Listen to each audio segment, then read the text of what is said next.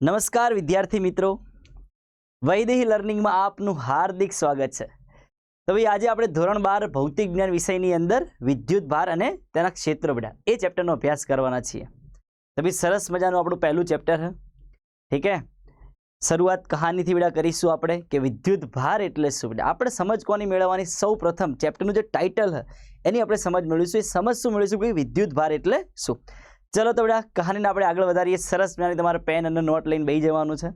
એમાં જેટલી પણ જરૂરી ઇમ્પોર્ટન્ટ વસ્તુ લાગે એ તમારે શું કરતો રહેવાનું બેટા, લખતા રહેવાનું રહેશે। ચલો તો કહાનીને બેટા આગળ ધપાવીએ આપણે। તો ભાઈ સૌથી પહેલા આપણે સમજીશું કે વિદ્યુત ભાર એટલે શું। વિદ્યુત ભાર અંગેની સમજ।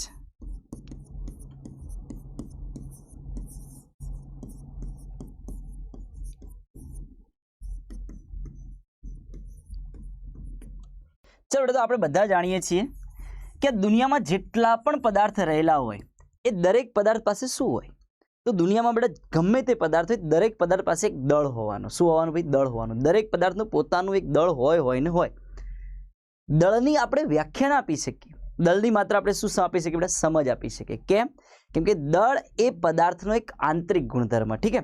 તો ભાઈ જેમ દળ એક પદાર્થનો આંતરિક ગુણધર્મ છે એવી જ રીતે આ દુનિયામાં રહેલા દરેક પદાર્થ પાસે વિદ્યુત ભાર પણ હોવાનો અને વિદ્યુત ભાર પણ એ દળની જેમ જ પદાર્થનો શું હોય ભાઈ? આંતરિક ગુણધર્મ। ચલો આપણે સમજીએ કે દરેક પદાર્થ વિદ્યુત ભાર કેવી રીતે ધરાવે। ચલો તો બેટા માની લઈએ કે આપણી પાસે એક સરસ પદાર્થ છે ભાઈ। ચલો તો માની લો કે તમારી પાસે એક મસ્ત મજાનો પદાર્થ છે, ઠીક है। હવે તમને ખબર છે કે પદાર્થ શેનો બનેલો હોય, તો જ્યારે આપણે પદાર્થને તોડીએ તો પદાર્થના આપણે શું મળશે બેટા? નાના નાના કણો મળશે, ઠીક है। चलो आ कणों पण आपणे तोड़ीए तो शुं मळशे बेटा? ज्यारे आपणे कणों तोड़ीए तो आपणे शुं मळशे बेटा? अणु मळशे। एमांथी पाछा अणु शेना बनेला होय? तो आ बधाना आइडिया हशे बेटा के अणु बनेला होय परमाणुना बनेला होय, ठीक है। तो अणु शेना बनेला होय बाळक? परमाणुना बनेला होय। पण ज्यारे आपणे परमाणुनी अंदर बेटा जोईए तो आपणने खबर पड़े परमाणु 3 पदार्थोथी बनेला होय। 3 पदार्थ कया? 3 वस्तुओ कई? तो जे परमाणु जे बेटा बनेला होय छे ए परमाणु आ 3 अलग अलग पदार्थथी बनेला होय छे। एमनुं नाम छे भाई शुं? एक्सक्यूज मी थोड़ा। तो भाई परमाणु जे बनेला होय छे बेटा, परमाणु शेनाथी बनेला होय? तो परमाणु बनेला होय, एक बनेला होय इलेक्ट्रॉन थी। परमाणु में शुं रहेलुं होय भाई? तो परमाणु में एक रहेला होय बेटा इलेक्ट्रॉन। बीजું शुं रहेलुं होय बेटा? परमाणुनी अंदर रहेलुं होय भाई प्रोटॉन। शुं रहेलुं होय भाई? प्रोटॉन। अने त्रीजुं जे परमाणुनी अंदर रहेलुं होय छे बाळक ए शुं रहेलुं होय छे बेटा? न्यूट्रॉन। शुं रहेलुं होय छे भाई? न्यूट्रॉन, ठीक है। અને એ પરમાણુની અંદર રહેલી આ જે બે વસ્તુઓ છે ભાઈ ઇલેક્ટ્રોન અને પ્રોટોન, એને જ દુનિયા શું કહે ભાઈ? આ જે આપણા ઇલેક્ટ્રોન ને જે પ્રોટોન હોય છે ભાઈ એને જ આપણે શું કહીએ બેટા? આને જ આપણે કહીએ છીએ ભાઈ વિદ્યુત ભાર। શું કહીએ છીએ ભાઈ? વિદ્યુત ભાર। તો આપણે સમજ મેળવી લીધી કે આ દુનિયાનો દરેક પદાર્થ શું ધરાવે ભાઈ? विद्युत भार धरावे। केम के विद्युत भार ए दळनी जेम ज पदार्थनो आंतरिक गुणधर्म छे। चलो बेटा क्लियर कट थाय आटली वस्तु? Okay sir. चलो तो आपणे लखी शकीए के भाई विद्युत भार एटले शुं? तो दळनी जेम ज विद्युत भार ए दळनी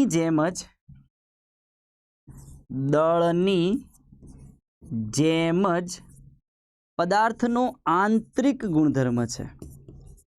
पदार्थनो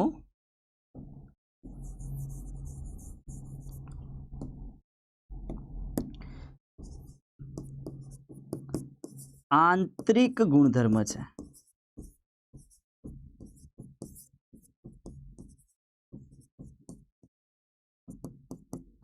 चलो बीजी एक वस्तु तमने अहींयाथी ख्याल आवे बेटा कि विद्युत भार केटला प्रकारना तमे जो अहींया बेटा।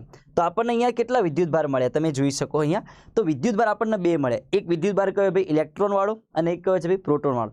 तो भाई विद्युत भार केटला प्रकारना होय? विद्युत भार बे प्रकारना होय। विद्युत भार केटला प्रकारना होय बेटा? बे प्रकारना होय। तो आपणे कही शकीए कि भाई विद्युत भार बे प्रकारना होय छे। विद्युत भार बे प्रकारना होय छे।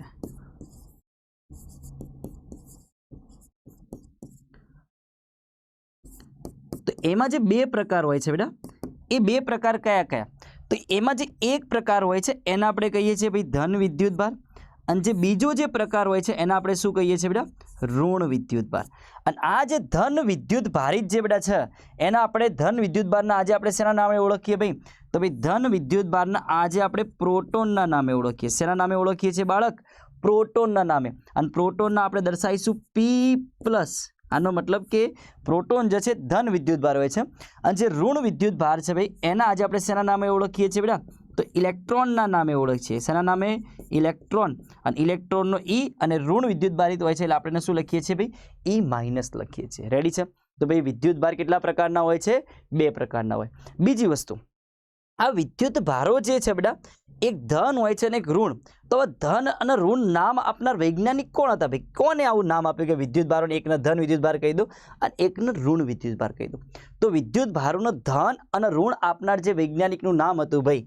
એ હતું ભાઈ બેન્જામિન ફ્રેન્કલિન યાદ રાખીશું ભાઈ કે ભાઈ વિદ્યુતભારોને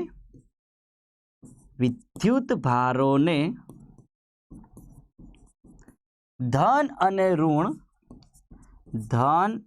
અને ઋણ એવા નામ આપનાર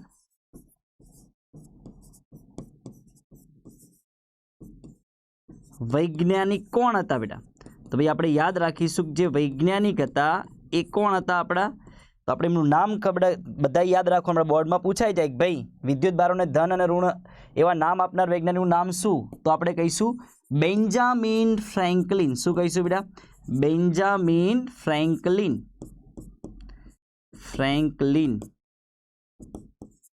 ઠીક છે તો ભાઈ વિદ્યુતભારોને ધન અને ઋણ નામ કોણે આપ્યું તો યાદ રાખીશું કે બેન્જામિન ફ્રેન્કલિન નામ આપ્યું બીજી વસ્તુ વિદ્યુતભારો જે છે બેટા એકબીજા પર બળ લગાડી શકે વિદ્યુતભારો શું કરી શકે એકબીજા પર બળ લગાડી શકે યાદ કરો દળ છે ભાઈ તો દળ ધરાવતા પદાર્થો એકબીજાને શું કરે બેટા આકર્ષવું એટલે એક પ્રકારનું બળ લગાડવું એક પ્રકારનું બીજા તરફ ખેંચાવું ઠીક છે તો ભાઈ દળો એકબીજા પર જો બળ લગાડી શકતા હોય તો ભાઈ વિદ્યુતભાર પણ પદાર્થનો આંતરિક ગુણધર્મ તો વિદ્યુતભારો પણ એકબીજા પર શું લગાડી શકે બળ લગાડી શકે તો ભાઈ યાદ રાખીશું કે વિદ્યુતભારો એકબીજા પર બળ લગાડી શકે છે શું યાદ રાખીશું બેટા કે વિદ્યુતભારો એકબીજા પર બળ લગાડી શકે છે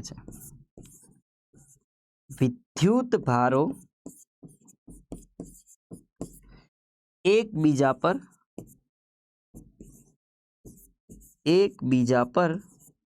બળ લગાડી શકે છે અને આ બળ કેટલું લાગે વિદ્યુતભારો એકબીજા પર બળ તો લગાડી શકે પણ આ બળ કેટલું બળ લાગે એ શોધવા માટે આપણે નેક્સ્ટ પછી કુલમનો નિયમ ભણીશું કયો નિયમ ભણીશું કુલમનો નિયમ એ કુલમના નિયમમાં આપણને આઈડિયા આવશે કે વિદ્યુતભારો એકબીજા પર બળ તો લગાડે પણ કેટલું લગાડે ઠીક છે ચાલ ભાઈ તો વિદ્યુતભારો એકબીજા પર બળ લગાડી શકે પણ એ બળ 2 પ્રકારના હોય એ બળ 2 કયા પ્રકારના હોય તો એક આકર્ષી પ્રકારનું બળ હોય અને એક અપાકર્ષી પ્રકારનું બળ હોય ઠીક છે તો એક બળ કેવું હશે ભાઈ આકર્ષી પ્રકારનું બળ હશે અને બીજું બળ કેવું હશે ભાઈ અપાકર્ષી પ્રકારનું બળ હશે તો બેટા યાદ રાખીશું કે આકર્ષી પ્રકારનું બળ કોની વચ્ચે લાગે અને અપાકર્ષી પ્રકારનું બળ કોની વચ્ચે લાગે તો જે આકર્ષી પ્રકારનું બળ છે બાળક એ ભાઈ લાગશે વિજાતીય વિદ્યુતભારો વચ્ચે કયા વિદ્યુતભારો વચ્ચે બેટા વિજાતીય વિદ્યુતભારો હશે તો એમની વચ્ચે આકર્ષી પ્રકારનું બળ લાગશે સાહેબ આ વિજાતીય વિદ્યુતભારોનો મતલબ શું તો વિજાતીય વિદ્યુતભારો એટલે બેટા એક ધન વિદ્યુતભાર હોય અને એક ઋણ વિદ્યુતભાર હોય તો બંને કેવા છે બેટા પરસ્પર વિજાતીય વિદ્યુતભારો છે એક ધન છે અને એક ઋણ તો જ્યારે વિજાતીય વિદ્યુતભારો હશે તો એમની વચ્ચે કયું બળ લાગશે બેટા આકર્ષી પ્રકારનું બળ લાગશે અને જે સજાતીય વિદ્યુતભારો હશે કેવા વિદ્યુતભારો બાળક સજાતીય વિદ્યુતભારો તો સજાતીય વિદ્યુતભારો એકબીજાને અપાકર્ષે સજાતીયનો મતલબ બંને એક જ જાતિ એટલે કાં તો બંને ધન હોય કાં તો બંને ઋણ હોય તો એને કહેવાય બેટા સજાતીય વિદ્યુતભારો શું કહેવાય બાળક સજાતીય વિદ્યુતભારો તો આ જે આપણા સજાતીય વિદ્યુતભારો છે બંને કાં તો પ્લસ હોય અથવા તો બંને શું હોય માઇનસ હોય શું બેટા માઇનસ તો ભાઈ સજાતીય વિદ્યુતભારો એકબીજાને અપાકર્ષે છે જ્યારે વિજાતીય વિદ્યુતભારો એકબીજાને શું કરે છે આકર્ષે છે શું કરે છે ભાઈ આકર્ષે છે ક્લિયર થાય એટલી વસ્તુ મજા આવી રહી બેટા ચલો ઠીક है, તો આટલી વસ્તુ આપણે ક્લિયર કટ એકવાર યાદ કરી લઈએ કે વિદ્યુત ભાર શું છે બેટા, દળની જેમ જ પદાર્થનો આંતરિક ગુણધર્મ છે. આ દુનિયામાં દરેક પદાર્થ શું ધરાવે છે, વિદ્યુત ભાર. વિદ્યુત ભાર કેટલા પ્રકારના હોય, બે પ્રકારના, ધન અને ઋણ. એમાં ધન વિદ્યુત ભારને આજે આપણે કયા નામથી ઓળખીએ છીએ, પ્રોટોન દાદા. કયા નામથી ઓળખીએ, પ્રોટોન. ચલો બેટા. અને ઋણ વિદ્યુત ભારને કયા નામથી ઓળખીએ, ઇલેક્ટ્રોન દાદી. કઈ દાદી, ઇલેક્ટ્રોન દાદી. ચલો દાદા અને દાદી નહીં કરવાનું, યાદ રાખી લેવાનું. વિદ્યુત ભાર એક પ્રોટોન એક ઇલેક્ટ્રોન. આ વિદ્યુત ભારોને બેટા ધન અને ઋણ એવું નામ કોણે આપ્યું, તો એ દાદાનું નામ હતું બેન્જામિન ફ્રેન્કલિન. જેમને એવું કીધું કે ભાઈ કે ધન અને ઋણ વિદ્યુત ભારો હોય છે, કેમ કે વિદ્યુત ભારો એકબીજાની અસર શું કરે, નાબૂદ કરે. ગણિતમાં આવું કામ કોણ કરે, માન લો કે બેટા હું આવું લખું તમારી સામે, એક +5 લખું અને બીજા -5 લખું, તો ભાઈ અરે એકબીજાની અસર શું કરते બેટા, નાબૂદ કરते. ક્યાં બાત है સર. તો ભાઈ આ વિદ્યુત ભારો પણ યુઝ કરતા હતા. જ્યારે બેટા બે પદાર્થ પર અલગ અલગ પ્રકારના વિદ્યુત ભારો હતા તો એ એકબીજાને અસર શું કરતા હતા, નાબૂદ. તો એના પરથી નામ અપાડ્યું ભાઈ, એકને ધન આપી દો ને એકને ઋણ. આવું દર્શાવનાર કોણ હતું ભાઈ, બેન્જામિન ફ્રેન્કલિન. ચલો બીજી વસ્તુ, વિદ્યુત ભારો એકબીજા પર શું લગાડી શકે છે, બળ લગાડી શકે. બળ બે પ્રકારના હોય, આકર્ષી કાં તો અપાકર્ષી. આકર્ષી ક્યારે લાગશે, જ્યારે વિજાતીય વિદ્યુત ભાર હશે, જેન્ડર અલગ અલગ ડિફરન્ટ. ઠીક છે, એક ધન હોય ને એક ઋણ હોય. અને બીજા જો સજાતીય વિદ્યુત ભારો હશે, કાં તો બંને ધન કાં તો બંને ઋણ, તો એ એકબીજાને શું કરે છે, અપાકર્ષે છે. ચલો કહાનીને આપણે આગળ વધારીએ. હવે માન લો કે તમારે કોઈ પણ પદાર્થ હોય, ઠીક છે, એનું દળ માપવું હોય તો તમે કયા એકમમાં માપો. નોર્મલી આપણને ખબર પડે કે દળ માપવું હોય તો કિલોગ્રામ એકમ વપરાય. તો એવી જ રીતે પદાર્થ પરનો વિદ્યુત ભાર માપવો હોય તો કયો એકમ વપરાય. ઠીક છે. બીજી વસ્તુ, દળની તમે સંજ્ઞા શું લખો, દળની તમે સંજ્ઞા એમ લખો. શું લખો બેટા, એમ. તો એ રીતે વિદ્યુત ભારની પણ કોઈક સંજ્ઞા હશે ને, કે મારે દર્શાવું કે આ વિદ્યુત ભાર, તો એના માટે એક સંજ્ઞા વપરાય. તો ભાઈ વિદ્યુત ભારની સંજ્ઞા શું બેટા, આપણે ભણીને આવ્યા વર્ષો પહેલા ધોરણ 10માં, વર્ષો પહેલાની વાતો બેટા, તમને યાદ થોડી હોય હે. તો ભાઈ વિદ્યુત ભારની જે સંજ્ઞા બેટા એ શું હોય ભાઈ, કેપિટલ ક્યુ. તો ભાઈ વિદ્યુત ભારની જે સંજ્ઞા છે બેટા કેપિટલ ક્યુ. ક્યાં ગડબડ હે બાબા. તો ભાઈ વિદ્યુત ભારની સંજ્ઞા, વિદ્યુત ભારની સંજ્ઞા શું છે બેટા, કેપિટલ ક્યુ. બીજી વસ્તુ, જે વિદ્યુત ભાર છે બેટા એ વિદ્યુત ભારનો એકમ શું બેટા, બીજી વસ્તુ આપણે યાદ રાખીશું કે વિદ્યુત ભારનો એસઆઈ એકમ કયો એકમ, સ્ટાન્ડર્ડ ઇન્ટરનેશનલ યુનિટ, જેને કહેવાય એસઆઈ એકમ. તો જે વિદ્યુત ભારનો બાળક એસઆઈ એકમ હોય છે બેટા કયો હોય છે ભાઈ, કુલમ. કયો યાદ રાખીશું બેટા, કુલમ યાદ રાખીશું, જેને આપણે સી વડે દર્શાવીએ. શેના વડે દર્શાવીએ બેટા, સી. તો ભાઈ વિદ્યુત ભારનો એસઆઈ એકમ કુલમ, એના આપણે સી વડે દર્શાવીએ. બીજી વસ્તુ, જે ઇલેક્ટ્રોન પર વિદ્યુત ભાર હોય છે એને કહેવાય મૂળભૂત વિદ્યુત ભાર ઈ. યાદ રાખીશું બેટા કે આ મોસ્ટ ઇમ્પોર્ટન્ટ સવાલ છે કે ભાઈ ઇલેક્ટ્રોન પરના વિદ્યુત ભારને કયો વિદ્યુત ભાર કહેવાય, મૂળભૂત વિદ્યુત ભાર. અને એની વેલ્યુ કેટલી હોય, એની કિંમત કેટલી હોય, તો યાદ રાખીશું બેટા કે ભાઈ ઇલેક્ટ્રોન પરના વિદ્યુત ભારને મૂળભૂત વિદ્યુત ભાર કહે છે. આ મજાની વસ્તુ યાદ રાખવાની છે. ઇલેક્ટ્રોન પરના વિદ્યુત ભારને મૂળભૂત વિદ્યુત ભાર કહે છે. શું કહે છે બાળક, મૂળભૂત વિદ્યુત ભાર. જે મૂળભૂત વિદ્યુત ભારને ઈ વડે દર્શાવાય. તો ભાઈ ઇલેક્ટ્રોન પરના વિદ્યુત ભારને મૂળભૂત વિદ્યુત ભાર ઈ કહે છે. તો ભાઈ આ કેટલો હોય, એક ઈ બરાબર કેટલા હોય, તો યાદ રાખીશું ભાઈ એક ઈ બરાબર 1.6 × 10⁻⁹ કુલમ. ઠીક છે. તો બેટા ઇલેક્ટ્રોન પરનો જે વિદ્યુત ભાર હોય છે એને મૂળભૂત વિદ્યુત ભાર કહેવાય. અને એની વેલ્યુ કેટલી હોય છે બેટા, તો આપણે યાદ રાખવાની, ખાસ યાદ રાખવાની બાળક, 1.6 × 10⁻⁹ કુલમ. કેટલી, 1.6 × 10⁻⁹ કુલમ. રેડી છે? અચ્છા ઠીક છે.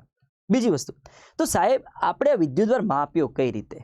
સપોઝ કે મારે તમારું દળ માપવું હોય, સાહેબ તમે કેટલા કિલોગ્રામના હો માપવું હોય તો વજન કાંટા પર જઈને ઊભું રહી જવાનું. વજન કાંટા પર જઈને ઊભા રહેજો એટલે ખબર પડી જાય, કોટો બતાવો તમે તો 60 કિલોગ્રામના હો. ઠીક છે. તો પદાર્થ પરનું જો દળ, સોરી પદાર્થ પરનું ક્યાં, પદાર્થનું દળ માપવું હોય તો આપણે કયો બેટા શાનો ઉપયોગ કરીએ, કયા ઉપકરણનો ઉપયોગ કરીએ, તો આપણે ઉપયોગ કરીએ વજન કાંટાનો. એવી જ રીતે પદાર્થ પરનો વિદ્યુત ભાર માપવો હોય તો એના માટે એક સાધન વપરાય. ઠીક છે.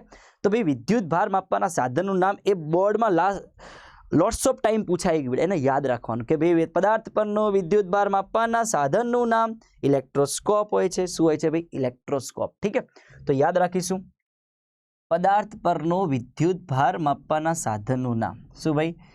પદાર્થ પરનો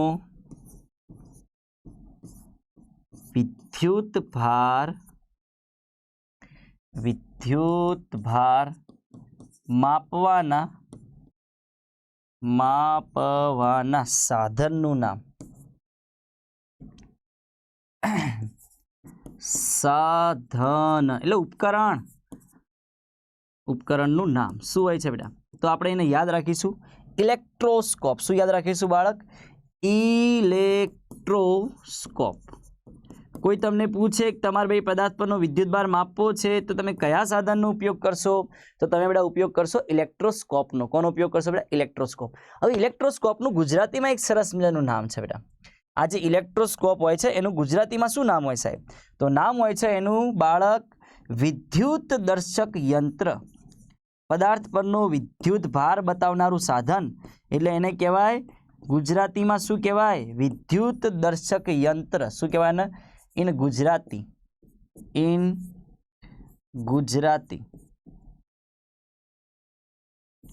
क्या बात है सर. ठीक है, हाँ, થોડા ગુજરાતીમાં આપણે એને શું કહીશું ભાઈ? વિદ્યુત દર્શક યંત્ર કહીશું. રેડી છે? Okay sir. હવે વાત તો થઈ ગઈ બેટા કે મેં તમને એવું કહી દીધું કે ભાઈ પદાર્થ પરનો વિદ્યુત ભાર માપવો હોય તો કયા એકમમાં વપરાય? કુલમ એકમમાં વપરાય. અને એક ઇલેક્ટ્રોન હોય તો એના પરનો વિદ્યુત ભાર કેટલો હોય? એને કહેવાય મૂળભૂત વિદ્યુત ભાર કેટલો હોય? 1.6 × 10⁻19 કુલમ હોય સાહેબ. પણ મારે તો એક કુલમ વિદ્યુત ભાર કરવો હોય તો કેટલા ઇલેક્ટ્રોન જોવા? એક ઇલેક્ટ્રોન પર કેટલા વિદ્યુત ભાર છે બેટા? એક ઇલેક્ટ્રોન પર 1.6 × 10⁻19 કુલમ. તો એવો મારે એક કુલમ વિદ્યુત ભાર જો તો કેટલા ઇલેક્ટ્રોન જો? તો યાદ રાખજો એક કુલમ વિદ્યુત ભાર માં કેટલા ઇલેક્ટ્રોન હોય? તો આની સંખ્યા ખાસ યાદ રાખજો કે એક કુલમ વિદ્યુત ભારમાં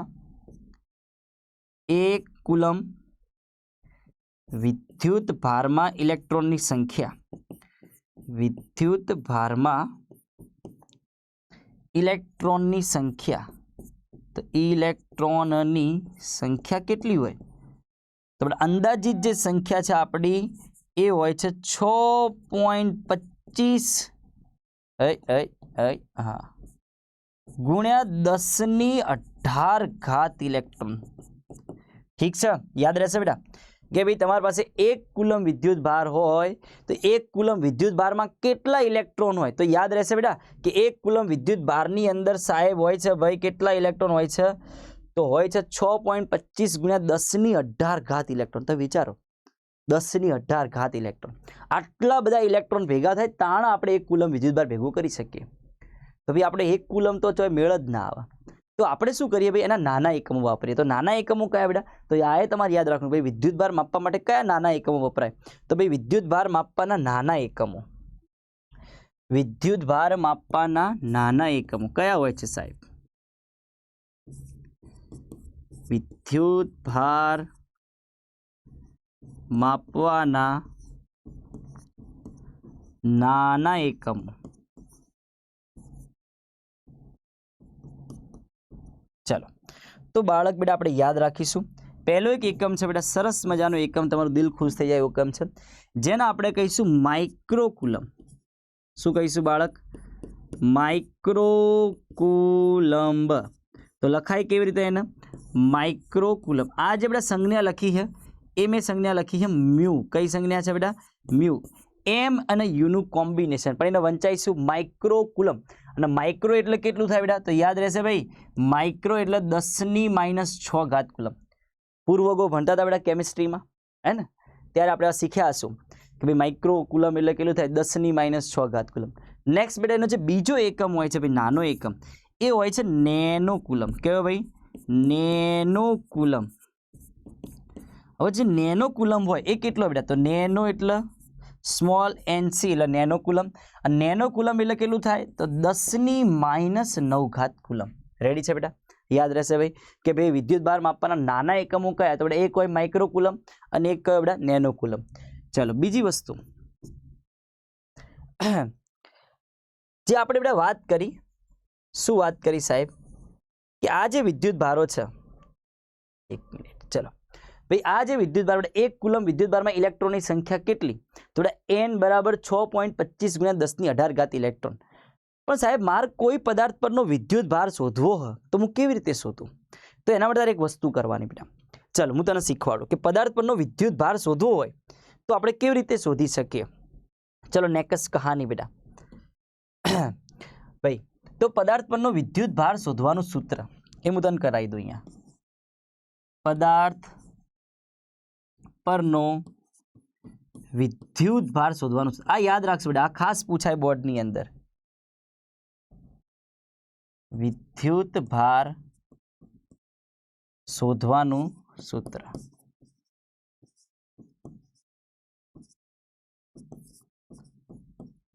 ચલો તો એક વસ્તુ મને કહો બેટા કે તમારી પાસે આ સરસ મજાનો પદાર્થ છે બેટા. તમારે શું કરવાનું?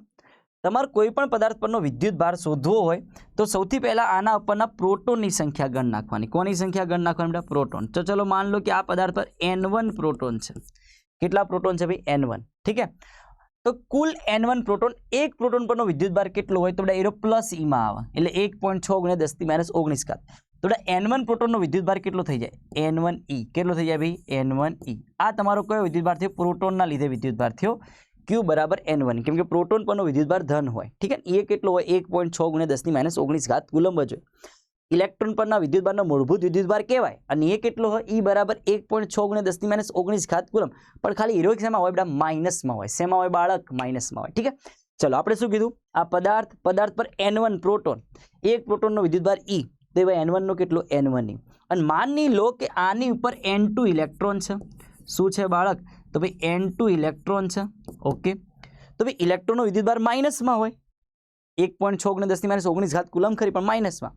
તો આપણે કહી શકીએ અહીંયા કે જો ઇલેક્ટ્રોન પરનો વિદ્યુત ભાર હોય એ કેટલો હોય? ઇલેક્ટ્રોનની સંખ્યા કેટલી? n2, અને વિદ્યુત ભાર હોય E, પણ ખાલી શેમાં હોય બેટા? માઇનસમાં. શેમાં હોય બાળક? માઇનસની અંદર હોય. શેમાં હોય? માઇનસમાં. તો આપણે લખી શકીએ, શું લખી શકીએ કે Q બરાબર -n2e. તો આ બેનો જે બેટા થયું, આ પ્રોટોનના લીધે વિદ્યુત ભાર, આ ઇલેક્ટ્રોનના લીધે વિદ્યુત ભાર, તો બે વિદ્યુત ભારને તમે ભેગો કરી દો એટલો તમારો શું થાય બેટા? પદાર્થ પરનો કુલ વિદ્યુત ભાર થાય. તો કુલ વિદ્યુત ભાર Q બરાબર શું લખાય બેટા? તો ભાઈ દેખો, પ્રોટોનનો કેટલો છે ભાઈ? n1e, અને ઇલેક્ટ્રોનનો કેટલો છે બેટા? -n2e. બોલો કેટલું કોમન આવે બેટા? e કોમન આવે તો વધે શું અહીંયા? n1 - n2, અને e આવી ગયા કોમન. તો આ તમારો થઈ ગયો કોઈ પણ પદાર્થ પરનું કુલ વિદ્યુત ભાર. આના આપણે હંમેશા યાદ રાખીશું. આ મોસ્ટ ઇમ્પોર્ટન્ટ વસ્તુ હોય બેટા. તો બેટા શું? તો સાહેબ દર વખતે મારે આવું યાદ રાખવાનું કે પદાર્થ પરનો વિદ્યુત ભાર Q બરાબર n1 - n2 × ના લ્યા ડફોડ, ગોખવાનું નહીં. આ તો આપણે શું થયું બેટા? અહીંયા પ્રોટોનની સંખ્યા મેં n1 લીધી તો n1 આગળ આવ્યા. ઠીક છે. અને ઇલેક્ટ્રોનની સંખ્યા આપણે શું લીધી બેટા? n2, તો n2 પાછળ આવ્યા. પણ એવું બને, ચેવું બને સાહેબ? એવું બને કે આપણે પ્રોટોનની સંખ્યા n2 કહી દઈએ અને ઇલેક્ટ્રોનની સંખ્યા શું કહી દઈએ? n1. તો બેટા n2 - n1e. એટલું યાદ રાખવાનું, પ્રોટોનની સંખ્યા આગળ, ઇલેક્ટ્રોનની સંખ્યા પાછળ. પ્રોટોનમાંથી ઇલેક્ટ્રોન બાદ કરવાના. પ્રોટોન n2 હોય તો n2 - ઇલેક્ટ્રોન n1 હોય તો n2 - n1 લખાય. અહીંયા પ્રોટોનની સંખ્યા n1 હોય, ઇલેક્ટ્રોન n2 હોય તો n1 - n2. પ્રોટોનમાંથી ઇલેક્ટ્રોન બાદ કરવાના. સિમ્પલ ને સાદી આટલી વાત છે. ઠીક છે બાળક? તો આ બહુ મોસ્ટ ઇમ્પોર્ટન્ટ સૂત્ર જેને આપણે ખાસ કરીને યાદ રાખીશું. તો આ સાથે જ આપણી આપણે અહીંયા સમાપ્ત થાય વિદ્યુત ભાર અંગેની સમજ. રેડી? ક્યાંય પણ ડાઉટ લાગે તો એકવાર ફરીથી બધા વિડીયોને જોઈ લેવાનો સ્લો મોશન મેં. ઠીક છે? તો બેટા જેટલું તમને બારીકાઈથી આનો અભ્યાસ કરશો તમને વધારે આઈડિયા આવશે કે કહીના ક્યાં ચાહતે હો. ઠીક છે? એ તમને ખબર પડી જશે. રેડી છે? ઓકે, ચાલો બેટા. તો હવે આપણે એક નેક્સ્ટ ટોપિક તરફ જઈ રહ્યા છીએ ભાઈ, વિદ્યુત ભારના લક્ષણો નહીં, વિદ્યુત ભારના ગુણધર્મો. તો સાહેબ વિદ્યુત ભારના ગુણધર્મો શું હોય એનો આપણે અભ્યાસ કરવાના. વિદ્યુત ભાર અલગ અલગ નેચર હોય, વિદ્યુત ભારનું અલગ અલગ એક ગુણધર્મો હોય ને એ આપણે જોવાના કે વિદ્યુત ભારના શું ગુણધર્મો હોય. દરેકનો ગુણધર્મ અલગ હોય બેટા. ગુણધર્મ એટલે નેચર તમારું. કોઈકને કોઈક નાનકડી વાત ઉપર ગુસ્સો આવી જાય અને કોઈકને એકદમ મોટી બબલ થઈ જાય તો એ શાંત ચિત્તે બેઠો હોય માણસ, એનું નેચર. ઠીક છે? તો ભાઈ દરેકનો સ્વભાવ અલગ અલગ હોય છે. એવી રીતે આપણે આજે વાત કરવાના વિદ્યુત ભારના સ્વભાવની, વિદ્યુત ભારના ગુણધર્મોની. ઠીક છે? ચલો બેટા તો કહાણીને આપણે આગળ વધારીએ. વિદ્યુત ભારના મૂળભૂત ગુણધર્મો સમજાવો. શું છે બેટા આપણો સવાલ આજનો? વિદ્યુત ભારના મૂળભૂત ગુણધર્મો સમજાવો. ઓકે, ચલો. વિદ્યુત ભારના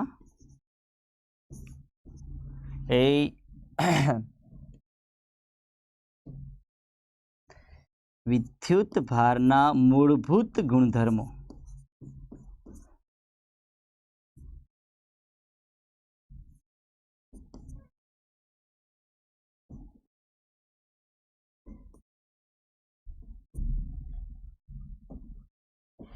ચલો બેટા તો વિદ્યુત ભારના મૂળભૂત ગુણધર્મ પહેલો જે ગુણધર્મ છે કે ભાઈ વિદ્યુત ભારોનો બૈજિક સરવાળો થઈ શકે. બેટા પહેલો ગુણધર્મ શું બેટા? પહેલો ગુણધર્મ એવો છે વિદ્યુત ભારોનો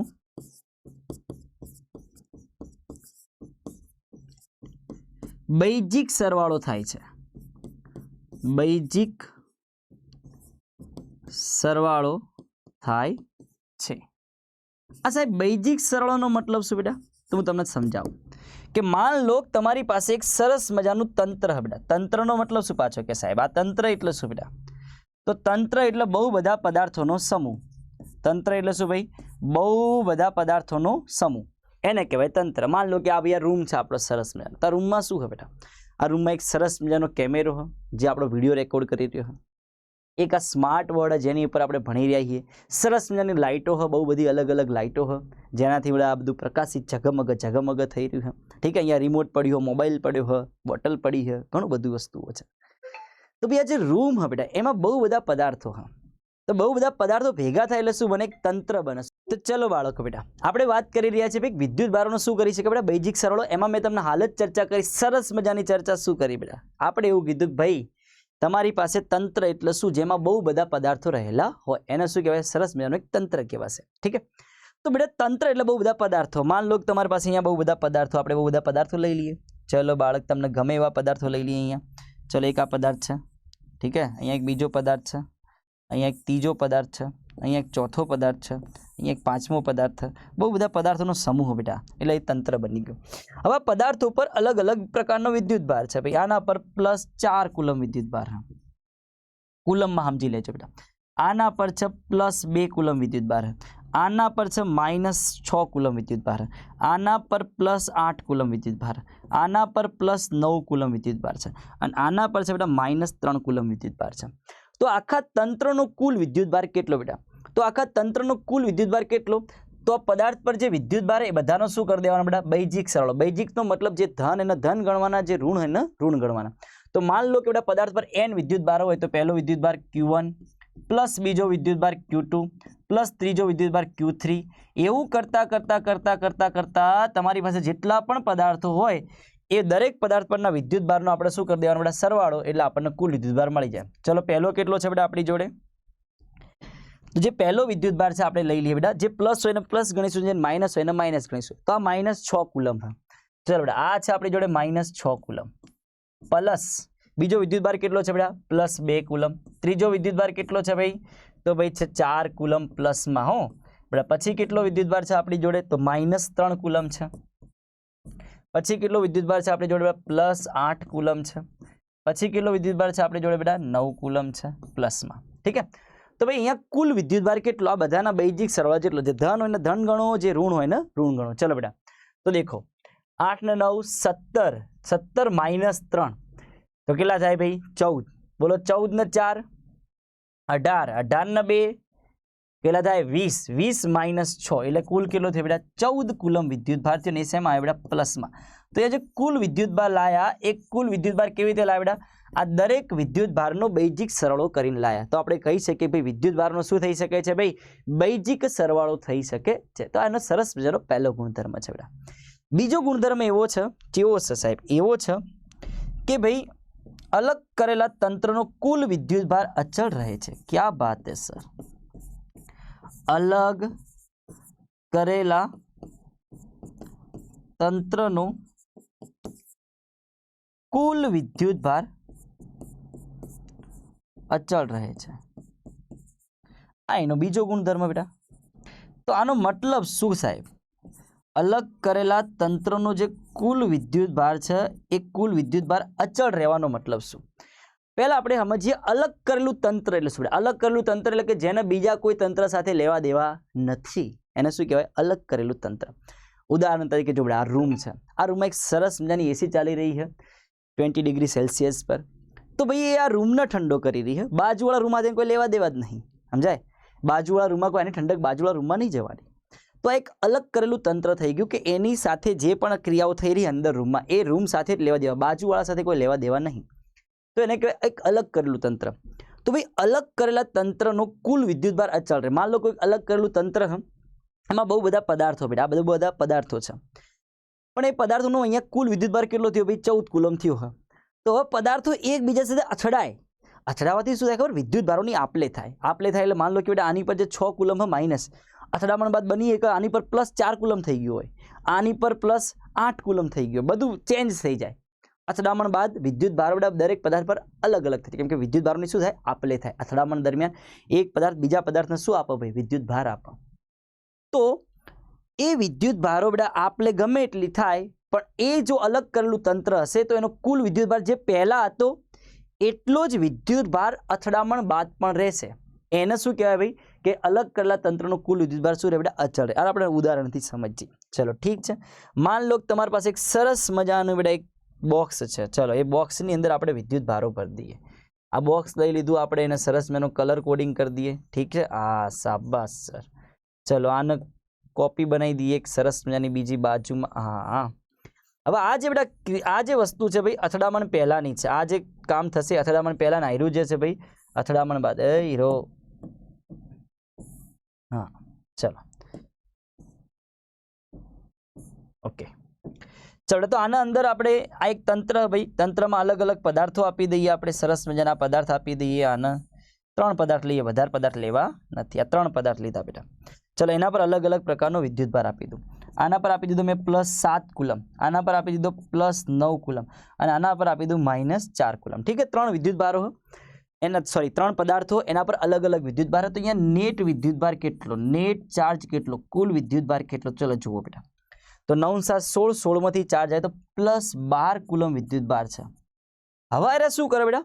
હવે આયરા જે પદાર્થો હોય એ આંતરક્રિયા કરે. આંતરક્રિયા એટલે આપસમાં અથડામણો કરે. અને આપસમાં જો અથડામણ થાય તો મેં તમને કીધું ભાઈ વિદ્યુત ભારોની શું થાય? આપલે થાય. પેલો કે તું મારો વિદ્યુત ભાર લઈ જાય, પેલો કે તું મારો વિદ્યુત ભાર લઈ જાય. વિદ્યુત ભારની શું થાય? આપલે થાય. અને ચલો વિદ્યુત ભારોની આપલે થઈને કંઈક આવું થયું. કેવું થયું સાહેબ? આવું થયું બેટા કંઈક. આ 3 પદાર્થો જે છે એના પર અલગ અલગ પ્રકારનો વિદ્યુત ભાર આવી ગયો.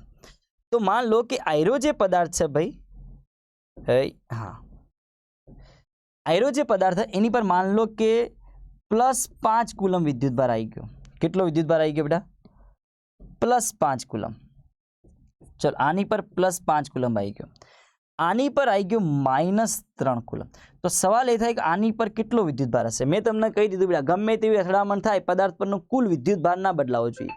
તો કુલ વિદ્યુત ભાર કેટલો હતો? 12 કુલમ. અચ્છા ઠીક છે સાહેબ. તો આ +5 ના -3 એટલે 5 માંથી 3 ગયા એટલે કેટલો વધ્યો? 2 કુલમ. પણ આપણો કુલ કેટલો રહેવો જોઈએ? 12 કુલમ પહેલા હતો, અથડામણ બાદ પણ કેટલો રહેવો જોઈએ? 12 કુલમ રહેવો જોઈએ. તો દેખો બેટા 5 - 3 એટલે 2 કુલમ. તો બેટા અહીંયા કેટલો હશે? આ જે પદાર્થ છે એના ઉપર +10 કુલમ વિદ્યુત ભાર જ હશે. કેમ કે આનો નેટ ચાર્જ છે જે કુલ વિદ્યુત ભાર એ બદલાવો ના જોઈએ. એ કેટલો રહે બેટા? તો આ કેટલો થઈ ગયો ભાઈ? 12 કુલમ જ થાય. રહેશે યાદ? કેટલો થાય ભાઈ? તો બેટા 12 કુલમ જ થાય. રેડી છે આટલી વસ્તુ? કે અલગ કરેલા તંત્રનો ભાઈ શું થાય છે બેટા? કુલ વિદ્યુત ભાર અચળ રહે છે. અથડામણ પહેલા જેટલો હતો એટલો ને એટલો વિદ્યુત ભાર અથડામણ બાદ પણ રહેવો જોઈએ. અને આ જે બેટા નિયમ છે એને કહેવાય વિદ્યુત ભારનું સંરક્ષણ. આ જે ગુણધર્મ છે એ શું દર્શાવે છે ભાઈ? વિદ્યુત ભારનું સંરક્ષણ દર્શાવે છે. શું દર્શાવે છે ભાઈ? વિદ્યુત ભારનું સંરક્ષણ દર્શાવે છે. વિદ્યુત ભાર અચળ રહે છે.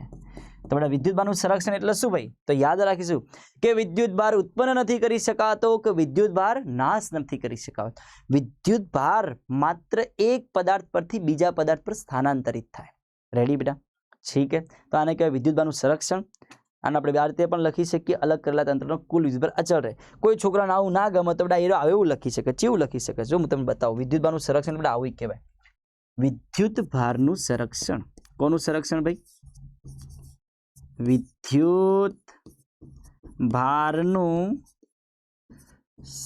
સંરક્ષણ તો એ આ બીજો બધા ગુણધર્મ જ છે હો ભાઈ કે અલગ કરેલા તંત્રનો કુલ ઉજ્જવળ અચળ રહે એની જ આ વાત છે ભાઈ વિદ્યુતભારનું સંરક્ષણ તેમાં હું કહી શકીએ કે વિદ્યુતભાર ઉત્પન્ન થતો નથી કે વિદ્યુતભાર નાશ થતો નથી ક્યાં બાત હે સર વિદ્યુતભાર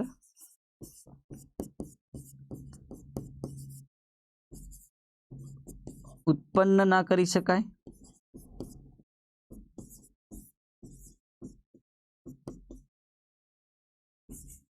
કે વિદ્યુતભારનો નાશ ના કરી શકાય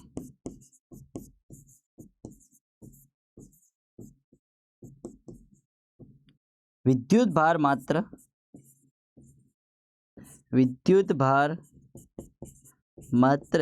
એક પદાર્થ પરથી બીજા પદાર્થ પર સ્થાનાંતરિત થાય છે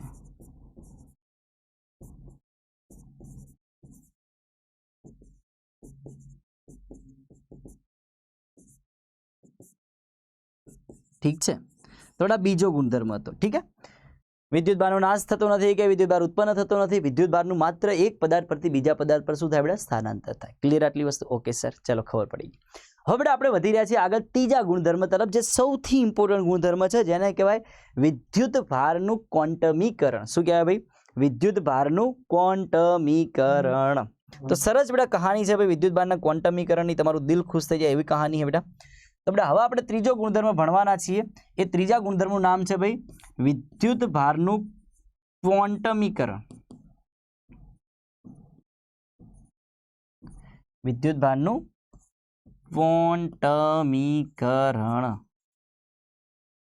તો પહેલા બેટા આપણે સમજીએ ભાઈ ક્વોન્ટમીકરણનો મતલબ શું તો બાળક ક્વોન્ટમીકરણનો મતલબ એવો થાય ચકા જેવો થાય ચકા એવો થાય ચકા કે ક્વોન્ટમીકરણ એટલે ચોક્કસ જથ્થામાં હોવું ક્વોન્ટમીકરણ એટલે શું ભાઈ અય બાળક ક્વોન્ટમીકરણ એટલે ચોક્કસ જથ્થામાં હોવું ચાલો ભાઈ માન લો કે હું આ પેન લેવા ગયો માર્કેટમાં તો હું એક પેન ખરીદી કહું એક પછી બીજી પેન ખરીદી કહું બીજી પછી ત્રીજી ખરીદી કહું પણ મારું મન થઈ ગયું કે ના મારે તો 3/2 પેન ખરીદવી છે ઇટ્સ ઇમ્પોસિબલ 3 પછી સીધી 4 જ મળે વચ્ચેનું ના મળે 3.1 પેન 3.2 પેન 3.4 પેન એવું ના મળે पेन नहीं लिया पेन ठीक है चलो तो कहानी एवी है बेटा कि क्वोंटाइज थवुं એટલે કે ક્વોન્ટમીકરણ એટલે કે ચોક્કસ જથ્થામાં હોવું તો બેટા આપણને ખબર છે કે આ પદાર્થ ભાઈ અને એક આ બીજો પદાર્થ તો પહેલો પદાર્થ બીજા પદાર્થનો વિદ્યુતભાર આપે બેટા માન લો કે વિદ્યુતભાર તરીકે એનો ઇલેક્ટ્રોન આપે તો પહેલો જે પદાર્થ છે ઈરો આપણા બીજા પદાર્થને કહે છે કે ભાઈ તું મારા પરથી વિદ્યુતભાર લઈ જા એ શું લઈ જા બેટા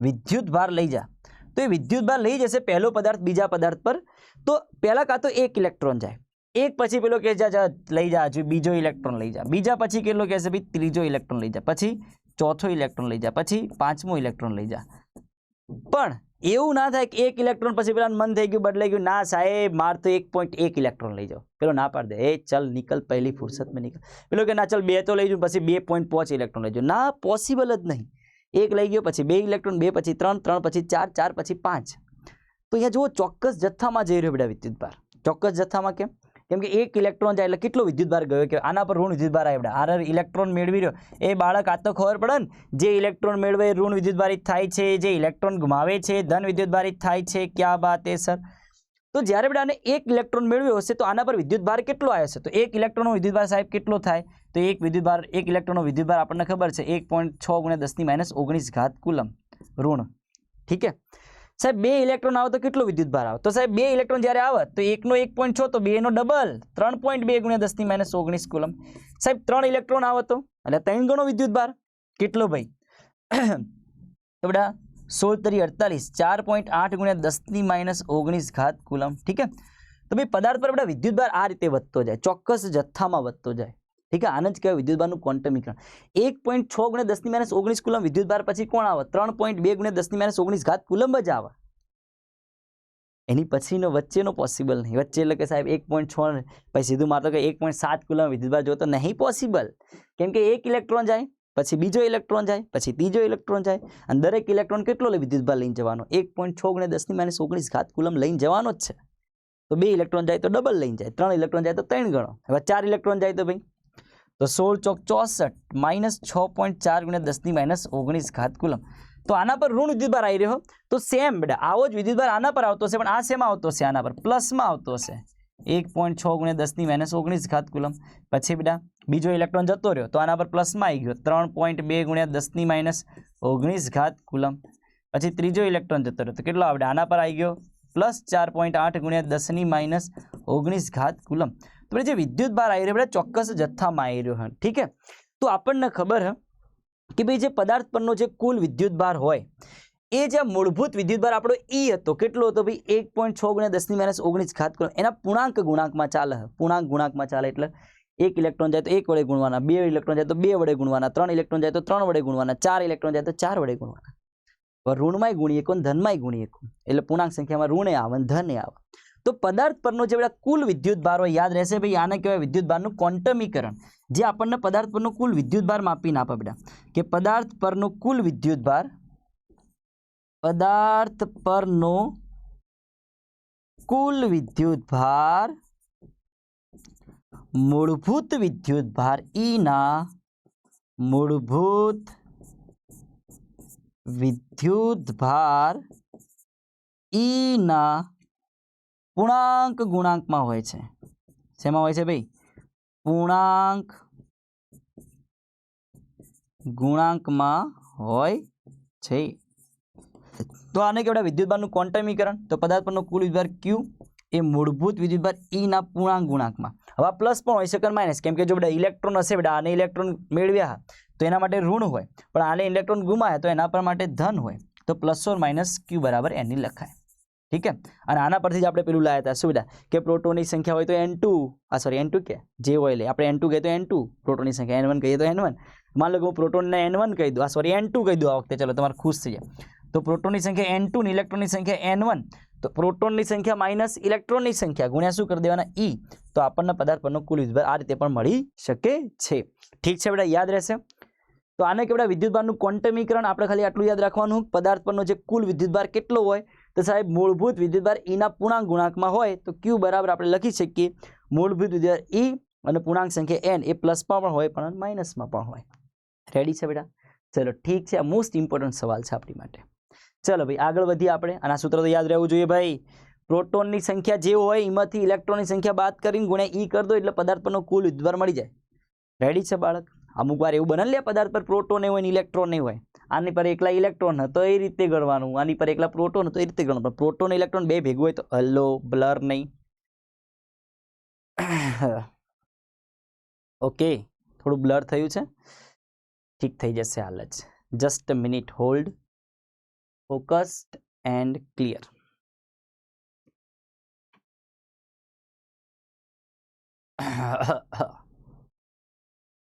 ઓકે ચલો બેટા આગળ વધીએ આપણે બેટા હવે થોડેક મજાના ટોપિક તરફ આગળ વધી રહ્યા. મેં તમને હમણાં કીધું હતું ભાઈ વિદ્યુત ભારો શું કરી શકે બેટા, કે ભાઈ વિદ્યુત ભારો એકબીજા પર બળ લગાડી શકે. વિદ્યુત ભારો શું કરી શકે બેટા? એકબીજા પર બળ લગાડી શકે. ઠીક છે, અને બળ કેટલું લાગશે?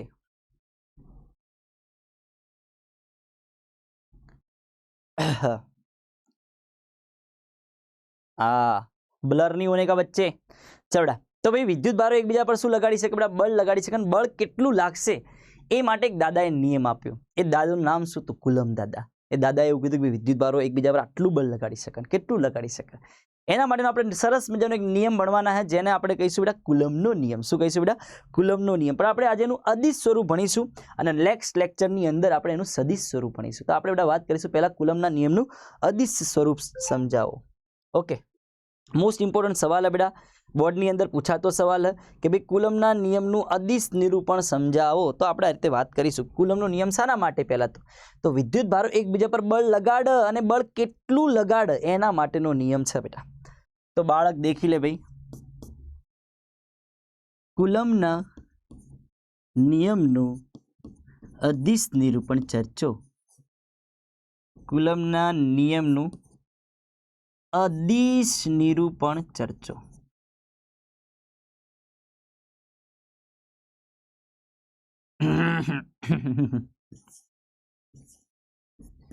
चलो बालक, तो दिल थाम लीजिएगा, हम आगे बढ़ रहे बेटा।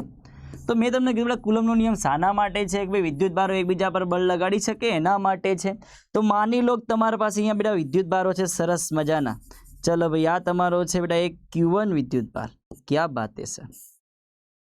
અને અહીંયા તમારો છે બેટા સરસ મજાનો છે ભાઈ Q2 વિદ્યુત ભાર। કયો વિદ્યુત ભાર છે બેટા? Q2 વિદ્યુત ભાર। અવકાશમાં બે વિદ્યુત ભારો હ। આ બંને વિદ્યુત ભારોની શરત એવી છે કે આરા બિંદુવત છે। કેવા છે ભાઈ? બિંદુવત અને સ્થિત વિદ્યુત ભારો। સ્થિત એટલે એક જ જગ્યાએ સ્થિર હોય એવા વિદ્યુત ભારો છે। આ એના માટેની કહાની છે બેટા। તો બે બિંદુવત વિદ્યુત ભારો હોય Q1 અને Q2, અને એમની વચ્ચેનું જે અંતર છે, એમની વચ્ચેનું જે ડિસ્ટન્સ છે, એ માની લો કે ડિસ્ટન્સ છે એમની વચ્ચેનું સરસ મજાનું એક આર ડિસ્ટન્સ છે। કેટલું ડિસ્ટન્સ છે બેટા? આર। ઓકે, ઠીક है। તો ભાઈ આમની વચ્ચે કેટલું બળ લાગશે બેટા? તો આમની વચ્ચે લાગતું જે બળ તો અવકાશમાં રહેલા બે બિંદુવત સ્થિત વિદ્યુત ભારો વચ્ચે લાગતું વિદ્યુતીય બળ, એ આ વિદ્યુત ભારો જે હ એમનું જે માન હોય, મૂલ્ય હોય, એના ગુણાકારના સમપ્રમાણમાં, અને એમની વચ્ચે જે અંતર હોય એ અંતરના વર્ગના શું હોય બેટા? વ્યસ્ત પ્રમાણમાં હોય। શું હોય ભાઈ? વ્યસ્ત પ્રમાણ। ચલો એકવાર હું તમને લખીને બતાવું। નિયમ એવું કહે કે ભાઈ અવકાશમાં રહેલા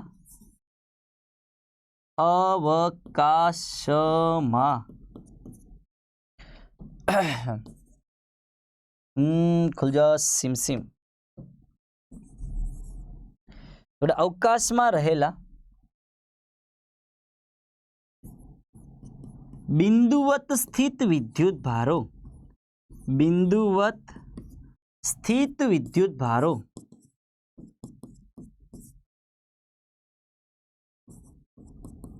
हाँ आमनी वच्चे जे लागतु विद्युतीय बळ होय तो स्थित विद्युत भारो वच्चे लागतु विद्युतीय बळ एने कूलम्बीय बळ पण कहेवाय। केम के कूलम दादाए शोध्यो बाळक, तो जेने कूलम दादाए शोध्यो तेने कयुं बळ कहेवाय? कूलम्बीय बळ कहेवाय। ठीक है, तो विद्युत भारो वच्चे लागतु विद्युतीय बळ अथवा एने कहेवाय कूलम्बीय जे बळ छे बेटा, ए विद्युतीय बळ ए विद्युत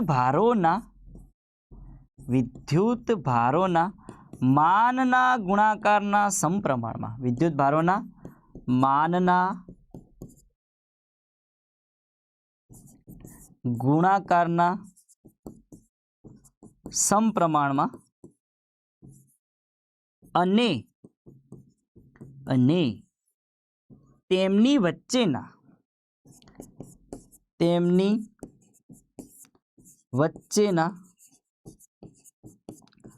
अंतरना वर्गना व्यस्त प्रमाणमां होय छे। क्या बात है सर? व्यस्त प्रमाणमां होय छे।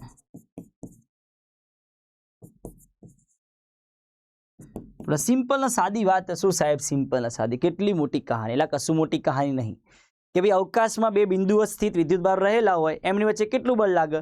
તો એ વિદ્યુત ભારો જેટલું હોય એમના માનના ગુણાકાર કરી દેવાનો એના સમપ્રમાણમાં, અને એમની વચ્ચે જે અંતર હોય એના વર્ગના વ્યસ્ત પ્રમાણમાં। તો આપણે આવું લખી શકીએ। કેવું લખી શકીએ? તો કુલમનો નિયમ આવું લખાય બેટા। તો ભાઈ કુલમના નિયમ અનુસાર इलेक्ट्रिकल फोर्स जेने कहेवाय विद्युतीय बळ ए F बराबर तो डायरेक्ट थोड़ी लखशो बेटा। तो भाई F चले छे ए विद्युतीय बळ केटलुं? तो विद्युत भारोना मानना गुणाकारना समप्रमाणमां।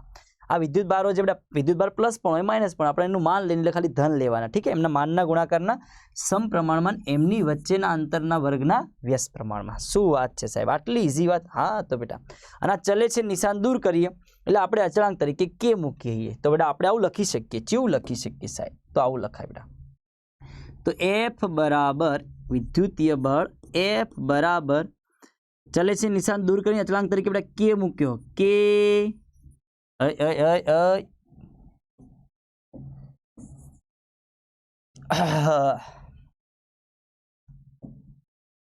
F बराबर के Q1 Q2 मानांक में। हाँ नीचे बेटा शू लखाय? अंतर नो वर्ग। તો KQ1Q2/r². શું બનશે બાળક? KQ1Q2/r². આમાં જે કે છે બેટા તો લખી શકાય જ્યાં કે બરાબર શું હોય તો જ્યાં કે બરાબર છે બેટા કુલંબ અચળાંક. કે બરાબર શું છે ભાઈ? કુલંબ અચળાંક. અને આની વેલ્યુ હોય બેટા કુલંબ અચળાંકની કિંમત આપણે યાદ રાખીશું 9 × 10⁹. આનો એકમ શું બને દેખો ભાઈ. તો દેખો આ બાજુ બળ હ તો બળનો એકમ શું હોય બેટા? ન્યૂટન. આ અંતરનો વર્ગ, અંતરનો એકમ મીટર હોય, આ વર્ગ છે એટલે મીટર સ્ક્વેર થઈ જાય. કેમ સર? આપણે કુલમનો એકમ બનાવીએ બેટા આનો કુલંબ અચળાંકનો તો આ બાજુ જતું રહે તો FR² એટલે ન્યૂટન ઇન્ટુ મીટર સ્ક્વેર. આ વિદ્યુતભારનો એકમ કુલમ, આનો એકમ કુલમ, કુલમ ઇન્ટુ કુલમ ગુણાકારમાં એટલે કુલમ સ્ક્વેર, પેલી બાજુ એટલે છેદમાં એટલે શું બનશે ભાઈ? ન્યૂટન ઇન્ટુ મીટર સ્ક્વેર પર કુલમ સ્ક્વેર. દેખ બાળક ફરથી કહું આ કે છે બેટા આપણને સૂત્ર કરતા બનાવીએ તો FR² થાય, આર્યું જાય છેદમાં. F એટલે ન્યૂટન, R² હોય એટલે મીટર સ્ક્વેર તો newton into metre square, coulomb into coulomb, coulomb square છેદમાં જતું રહે. એટલે એનો એકમ શું બનશે ભાઈ? ન્યૂટન ઇન્ટુ મીટર સ્ક્વેર પર કુલમ સ્ક્વેર. હવાનું પારિમાણિક સૂત્ર શું બને? આપણે 11મા ધોરણથી બેટા પ્રો પ્લેયર છીએ પારિમાણિક સૂત્રો બનાવવામાં બધા, હે ને? આ તો આપણને આવડતું જ હોય, છતાંય હું તમને બનાવીને બતાવું છું. જો પારિમાણિક સૂત્ર કોનું ભાઈ? કુલંબ અચળાંકનું પારિમાણિક સૂત્ર સાહેબ. તો કેટલું હોય બેટા? તો દેખો ઉપર ન્યૂટન હે બેટા, એકમ પરથી બેટા પારિમાણિક સૂત્ર બની જાય. ન્યૂટન માટે પારિમાણિક સૂત્ર આપણે યાદ રાખવું પડે. ન્યૂટન કોણ બેટા? એકમ બળનો. તો બળનું કેટલું હોય? તો MLT 112 બગડો માઇનસ ગુણ્યા આ મીટર સ્ક્વેર. મીટર માટે L હોય એટલે એનો વર્ગ થશે. કુલમનું કેટલું બેટા? તો કુલમનું બધાને પારિમાણિક સૂત્ર યાદ હોવું જોઈએ. કુલમ વિદ્યુત ભાર માટેનો એકમ હમ તો એનું પારિમાણિક સૂત્ર હોય A1T1. શું હોય બેટા? A1T1. શું હોય? A1T1 પણ અહીંયા વર્ગ એટલે A2T2. ક્યા બાત હે સર, ક્યા બાત હે. અને આના પરથી આપણે આનું આખું પારિમાણિક સૂત્ર બનાવીએ તો કેવું બને? ચાલ હડો બનાવીને જોઈએ, ચેક કરીએ ક્યાં બનતા હે. તો દેખો બેટા અહીંયા બનશે M1 તો M ના M. ચલો L કેટલા? L અહીંયા 1 અને L અહીંયા 2 એટલે L અહીંયા કેટલા થઈ જાય? ટોટલ 3 થઈ જાય. ચલો T કેટલા છે બેટા? T જુઓ તમે ધ્યાનથી, આ +2 ઉપર જાય એટલે -2, -2 ને ઓલરેડી અરે -2 એટલે કેટલા થઈ જાય? -4 અને A બેટા +2 ઉપર જાય તો -2 તો A ની ઘાત બનશે -2. તો અહીંયા જે તમારું K નું પારિમાણિક સૂત્ર બન્યું MLTA 1342 માઇનસ શું બન્યું બાળક? 1342 માઇનસ. યાદ રહેશે ભાઈ MLTA 1342 માઇનસ. આ તમારું છે ભાઈ કુલંબ અચળાંકનું પારિમાણિક સૂત્ર. કોણ ભાઈ? કુલંબ અચળાંકનું. રેડી છે બેટા? ઠીક છે, તો આ રીતે બની જાય, યાદ રહેશે. એટલે ન્યૂટન બળ માટે હોય, બળનું હોય 112 બગડો માઇનસ મીટર સ્ક્વેર, લંબાઈ L નો વર્ગ, નીચે કુલમ A1T1 પણ વર્ગ એટલે A2T2. સાદરૂપ આપો એટલે શું બનશે ભાઈ? MLTA 1342 minus. બીજી વસ્તુ બેટા આ જે કુલંબ અચળાંક કે હ એને કંઈક આવી રીતે લખાય. કેવી રીતે લખાય જો બતાવો બેટા. તો ભાઈ કુલંબ અચળાંક જે કે છે એને આવું લખાય. કેવું લખાય? આવું લખાય. કુલંબ અચળાંક કે બરાબર 1/4π એપ્સિલોન નોટ. આને શું વંચાય ભાઈ? Epsilon not. તો કુલંબ અચળાંક જે કે હે બેટા કે બરાબર શું લખાય? 1/4π એપ્સિલોન નોટ. આ જે એપ્સિલોન નોટ છે એને શું કહેવાય બાળક? તો એને આપણે કહીશું બેટા શૂન્ય અવકાશની પરમિટિવિટી. શું કહીશું બાળક? તો શૂન્ય અવકાશની પરમિટિવિટી. શું કહેવાય એના? પરમિટિવિટી. જેનું ગુજરાતીમાં સારું નામ હો પાછું, પરાવૈધુતાંક. શું નામ છે ભાઈ? પરાવૈધુતાંક. ઓકે ઠીક है. તો બેટા એપ્સિલોન નોટ એટલે શૂન્યાવકાશની પરમિટિવિટી, એને ગુજરાતીમાં કહેવાય પરાવૈધુતાંક. અને આનો જે એકમ બને તમે સિમ્પલ હે બેટા આ કુલંબ અચળાંકનું વ્યસ્ત, કેમ કે 4π એ તો એકમ રહિત હોવાના સાહેબ, એનું એકમ રેડિયન ના એ તો પૂરક એકમ. આપણે એસઆઈ એકમની વાત કરીએ બેટા તો જે 4π તો એકમ રહિત હોય તો કે જે વ્યસ્ત થઈ ગયો બેટા એપ્સિલોન નોટ 2 તો આપણે એવું કહીએ જે કે નો એકમ એનો ઊંધો કરી દો તો એપ્સિલોન નોટનો એકમ મળી જાય, કેમ કે આ છેદમાં હા. તો કુલંબ એકમનો કુલંબીય અચળાંકનો એકમ શું હતો? ન્યૂટન ઇન્ટુ મીટર સ્ક્વેર પર કુલમ સ્ક્વેર. જો બતાવવું પડશે માત્ર આ રહ્યું લે ન્યૂટન ઇન્ટુ મીટર સ્ક્વેર પર કુલમ સ્ક્વેર. તો પેલાનો એકમ ઊંધો કરતો બેટા, ઊંધો વ્યસ્તમાં છે તો શું બની જાય એનો એકમ? કુલમ સ્ક્વેર પર ન્યૂટન ઇન્ટુ મીટર સ્ક્વેર. ઠીક છે, ઊંધું. અને આની વેલ્યુ હોય બેટા, આની વેલ્યુ કેટલી હોય તો આપણે કરી જ નાખીએ ને. તો આની વેલ્યુ કેટલી હોય તો બેટા એપ્સિલોન નોટની જે કિંમત હોય છે, એપ્સિલોન નોટની જે કિંમત હોય છે બેટા કેટલી હોય છે 8.85 ગુણ્યા 10⁻12. અને એકમ તો આવી જ ગયો પાછળ, કુલમ સ્ક્વેર પર newton into metre square. Ready છે બેટા? ઠીક છે, ઓકે. બીજી વસ્તુ, આ જે એપ્સિલોન નોટ છે એનું પારિમાણિક સૂત્ર શું? આ તમને પૂછાય ભાઈ પરાવૈદ્યુતાંકનું પારિમાણિક સૂત્ર શું બેટા? તો આપણને આવડવું જોઈએ ભાઈ. તો જે એપ્સિલોન નોટ છે બેટા એનું પારિમાણિક સૂત્ર બહુ જ ઇજ્જતથી બેટા, જો આનો એકમ કુલમ અચળાંકનો ઊંધો હોય તો આનું પારિમાણિક સૂત્ર પણ પેલા કરતા ઊંધું બનાવી દેવાનું. પેલાનું બેટા પારિમાણિક સૂત્ર શું હતું? MLTA 1342 કેટલા હતા બેટા આપણી જોડે? તો 1342, પેલામાં 42 માઇનસ હતા, આમાં આપણે શું કરશું બેટા? આમાં આપણે કરી દઈશું 13 માઇનસ. શું કરી દઈશું બાળક? 13 માઇનસ. તો MLTA 1342 અને સરસ મજાના 13 माइनस. क्लियर था એટલી વસ્તુ? Okay sir, I got it, ये सब हमने पढ़ लिया है. ठीक है, तो बेटा આ સાથે બેટા આપણે સરસ મજાના કુલમના નિયમની ચર્ચા કરી લીધી છે. એકવાર રિપીટ કરી દઉં બેટા, તે કુલમનો નિયમ શાના માટે છે કે અવકાશમાં જો બિંદુવત સ્થિર વિદ્યુતભાર રહેલા હોય એમની વચ્ચે કેટલું વિદ્યુતીય બળ લાગે, તો એના માટે કેટલું લાગે બેટા? તો બે વિદ્યુતભારોના માનના ગુણાકારના સમપ્રમાણમાં એમની વચ્ચેના અંતરના વર્ગના વ્યસ્ત પ્રમાણમાં એટલું બળ લાગે. ચલે છે નિશાન દૂર કરી લે, કુલમ અચળાંક કે મુકાય કે એની કિંમત 9 ગુણ્યા 10⁹. જો બતાવો વાંચો ચંપા, એ બાળક વાંચો કેટલા થાય બેટા? 9 ગુણ્યા 10⁹ એકમ ન્યૂટન ઇન્ટુ મીટર સ્ક્વેર પર કુલમ સ્ક્વેર. પારિમાણિક સૂત્ર 1342 42 માઇનસ. બીજી વસ્તુ કે એને બીજું તમે આવું પણ લખી શકો, જેવું લખી શકો તો કે બરાબર લખાય બેટા 1/4 પાઈ એપ્સિલોન નોટ. ઠીક છે, જે એપ્સિલોન નોટ શું? શૂન્ય અવકાશની પરમિટિવિટી, જેને ગુજરાતીમાં કહીશું પરાવૈદ્યુતાંક, જેની વેલ્યુ 8.85 ગુણ્યા 10⁻12 કુલમ સ્ક્વેર પર ન્यूटन इंटू मीटर स्क्वायर. આ બધી વેલ્યુ તમારે યાદ રાખવાની કાયમ સાહેબ. ऐसे इसलिए याद रखना है बेटा કેમ કે ક્યારેક તમને બેટા એક્ઝામમાં પ્રશ્ન દાખલો હોય અને એની અંદર તમને એપ્સિલોન નોટની કિંમત ના આપેલી હોય, કુલમ અચળાંક કેની કિંમત ના આપેલી હોય બાળક, એ તમારે મૂકવાની હોય જાતે. ઠીક છે, આના સિવાય પણ તમારે બીજી વસ્તુ યાદ રાખવાની બેટા. તમને ખબર કે ઇલેક્ટ્રોનનો વિદ્યુતભાર કેટલો? ખબર છે સાહેબ? 1.6 ગુણ્યા 10⁻19 કુલમ માઇનસમાં. તો પ્રોટોનનો વિદ્યુતભાર કેટલો? સાહેબ એ ખબર છે, પ્લસ 1.6 ગુણ્યા 10⁻19 કુલમ. કે એક કુલમમાં કેટલા ઇલેક્ટ્રોન હોય? તો એક કુલમ વિદ્યુતભારમાં કે સાહેબ 6.25 ગુણ્યા 10⁻18 ઇલેક્ટ્રોન. મેં બધું યાદ કરી લીધું. અચ્છા, તો સહી વાત. એ સિવાય બીજી બે વસ્તુ યાદ રાખવાની છે, માસ ઓફ પ્રોટોન અને માસ ઓફ ઇલેક્ટ્રોન કેટલું હોય. देखो बेटा मास ऑफ प्रोटॉन આપણે યાદ રાખીશું 1.67 × 10⁻27 घात किलोग्राम. કેટલું યાદ રાખીશું બાળક? 1.67 × 10⁻27 किलोग्राम. मास ऑफ इलेक्ट्रॉन કેટલું યાદ રાખીશું બાળક? તો માસ ઓફ જે ઇલેક્ટ્રોન છે એને કહેવાય 9.11 એટલે 9.11 × 10⁻31 kg. મન કો કોણ હલકું है? એટલે કોણ ભારે હન કોનું વજન ઓછું બેટા? તો અહીંયા દેખો ભાઈ ઇલેક્ટ્રોનનું દળ ઓછું હોય, અહીંયા -31 ઘાત બેટા, તો એનું દળ ઓછું કહેવાય, પેલામાં -27 ઘાત, થોડું વધારે ભારે કહેવાય. ઠીક છે, તો આપણે યાદ રાખીશું કે માસ ઓફ ઇલેક્ટ્રોન વધુ હોય છે. એ વધુ ક્યાં હોય? એ ક્યાં ગડબડ હે બાબા? હા, માસ ઓફ પ્રોટોન વધુ હોય છે અને માસ ઓફ ઇલેક્ટ્રોન કેવું હોય છે બેટા? ઓછું હોય છે ભાઈ. તો પ્રોટોન જે છે ઇલેક્ટ્રોન કરતાં દળમાં ભારે હોય છે. કેવા હોય છે? વજનમાં ભારે હોય છે, ભારે હોય છે. ઠીક છે, તો બેટા ચલો દાણ આ સાથે જ બેટા આજનું આપણું સરસ મજાનું એક મજેદાર લેક્ચર ખતમ થાય છે. ઠીક છે, મળીશું એક નવા લેક્ચરની અંદર. તબ તક अपना ख्याल रखिएगा. बाय बाय डाटा, टेक केयर. चलो बाय बाय. ए भाई study no tension, Vaidehi learning छे कनेक्शन. मैथ्स होय के